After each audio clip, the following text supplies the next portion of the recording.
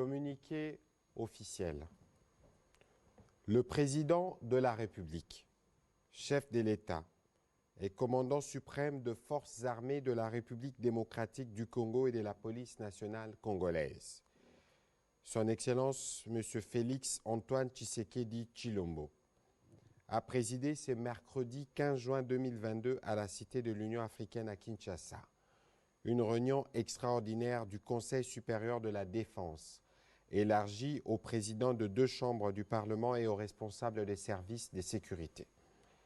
La situation sécuritaire à l'est de notre pays, particulièrement dans les territoires de Rutshuru, marqués par l'occupation et les pillages de la cité de Bunagana par le Rwanda, sous couvert des terroristes du M23, était au centre de cette réunion. Cet acte constitue une énième agression et une violation délibérée de l'intégrité territoriale de la République démocratique du Congo. Cette attitude belliqueuse du Rwanda procède d'une stratégie annoncée et programmée de troubler une nouvelle fois la paix et perturber la quiétude de nos paisibles et innocentes populations. La République démocratique du Congo est déterminée à défendre chaque centimètre carré de son territoire. Tirant les conséquences de cette situation et consécutivement à la réunion du 27 mai 2022, le Conseil supérieur de la défense a pris des mesures suivantes. 1. L'exigence faite au Rwanda de procéder au retrait immédiat de ses troupes sous couvert du groupe terroriste M23 du sol congolais. 2. La demande formulée au gouvernement de la République démocratique du Congo de suspendre tous les protocoles d'accord, accords et conventions conclus avec le Rwanda. Par ailleurs, le Conseil supérieur de la défense salue les efforts de paix et de médiation engagés par le président João Lourenço de la République d'Angola dans le cadre de la conférence internationale sur la région de Grand Lac CIRGL et le président Uhuru Kenyatta de la République du Kenya dans le cadre de la communauté de l'Afrique de l'Est.